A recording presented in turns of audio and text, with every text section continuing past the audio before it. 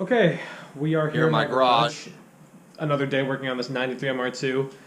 It was working great when I was doing the break-in for the new turbo and the trans and clutch and axles and whatnot, and then all of a sudden we start testing it in, dialing in the manual boost controller, you know. Overboost, fuel cut, no worries. Dial it back, fuel cut, okay, no worries, do it again. Eventually, by the end of the night, this is after probably an hour of driving around,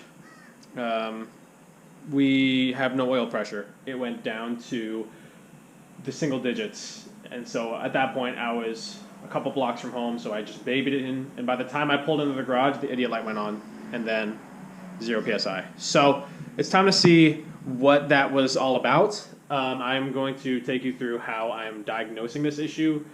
Very disheartening, since I just had it down for a week and a half, 2 weeks to do my trans and then waiting for my turbo to come back from the shop. But that's life with an old car, right? You got to be ready to just let it sit on jack stands, even though it's about to be the nice season. So, not great. Not my ideal way to spend my time. I'd like to just be driving this thing. But let's go through the procedures that I'm going to do. First thing I'm going to do is I'm going to just confirm that it's still in a bad state. So we are going to pull the EFI fuse, which if you look on this box, EFI is at 15 amp at the top. So we're going to use the tool that's in the fuse box, pull that. Now it won't start. Now we can crank this and just see if we're still getting a bad state. I'm going to turn on my gauges. I'm going to crank it over. We have 0. And it's still 0. Idiot light is on. Okay, so that's more than enough to confirm, because I should have had oil by now. So the only things that I can think of right now, the oil pump has failed, or the pressure relief valve. That is what people have said could fail in these cars. There's something blocking the oil pickup, which is what we're going to check now. We're going to pull the oil pan off. It was leaking anyways, so I need to reseal it anyways. And then we'll go there. It's either a blockage or a failed part. That's literally all I can think of at the moment. If there's another one, I'll mention it, but let's jack it up, I guess, again. Fucking hell. I swear, it's really something you gotta expect about owning an old car. My goal for this build is a resto mod, but apparently I'm not doing enough resto. Alright, down the hatch. Oh, man. Have to. Yes! Doesn't look sparkly. Okay. Okay. Oh, go in the hole. Fuck. Not shiny. Alright, we got normal oil. Normal oil. Alright. That's good. That's good. I have hope now. I have hope. I didn't think that the bearings were bad. But at the same time, as soon as oil stops pumping, that quickly goes wrong. So. And I wonder if we're gonna see anything in the filter. Well, it looks nice. I don't see anything in here. Okay, 15 minutes later. Little mallet, little flathead, went in through this way. Listen to this, listen to ASMR. Oh yeah.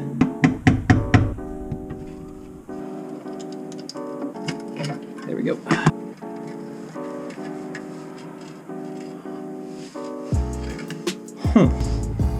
Alright, let's clean this shit. This looks kind of interesting.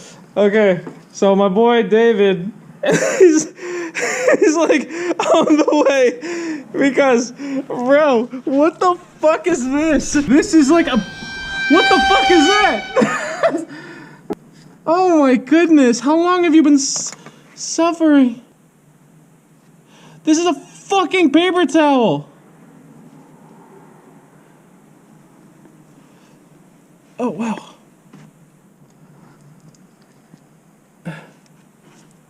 What the hell? What the fuck? What the fuck? This shit's so long. We have cleaned the mating surfaces on the oil pan and on the block, the upper oil pan, where is this thing. I need to figure out the torque spec. I think it's like 14 foot-pound. Really not a lot. It's so full of shit. Like, look at all that. That's not even all of it. But that was all stuck in there. Hopefully we are okay. I'm gonna do the install now, and we're gonna see if we're in a good spot, because I really hope that the bearings are okay. I do have an oil pump on the way, but I think we'll be okay. I'm gonna let this thing, I'm gonna install it, and then I'm going to let it sit overnight, and then in 24 hours I'll fill it with oil again. And we'll go from there. Fingers crossed, everybody. Fingers crossed. It's the next day, everybody. I got my filter. I actually realized I had one in my cabinet of parts. And I got 5 quarts of 10W40. I already put in the oil filter, pre-filled it, because this was not running with too much oil. So it feels cured. It's just about 15 hours, which is the time it says that it's fully rubber. It says you can start the engine after an hour, but I was just going to leave it overnight because err on the side of caution, right? We've already come this far. Hopefully, I want to give this engine the best chance it has to survive, because running low on oil is a death sentence. So let's fill up the oil and pray that the Toyota gods are nice to me. Okay, so EF5 fuse is still pulled in the rear thing. Oil's filled, filter's done. Oil pan is leaking? No, no leaks. No leaks from the oil pan. Time to crank it and see if we have pressure. Because if we have pressure, that means that we have a chance. And that was the only issue.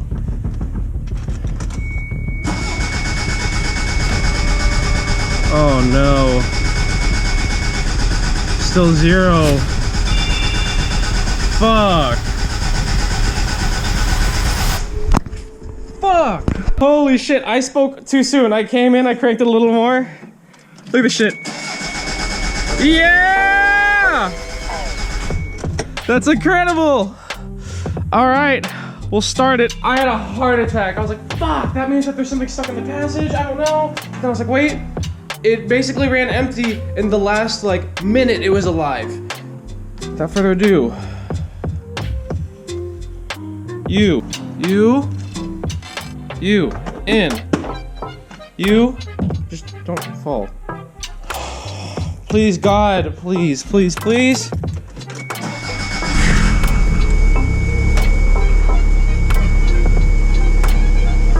That's a lot of oil pressure. Did I put too much oil? I'm gonna check the dipstick. It's never been this high, but I feel like it should have been. Look at this, it's running. It sounds a little healthier. Like, it's the cold idle started much healthier than before, and the idle PSI is much higher than it has been since I got the rebuild. This is making me think that it actually had that paper towel in there, and me running high boost with the new turbo just kicked it over the edge, and it finally just sucked in that paper towel. But man, I hope that drives okay.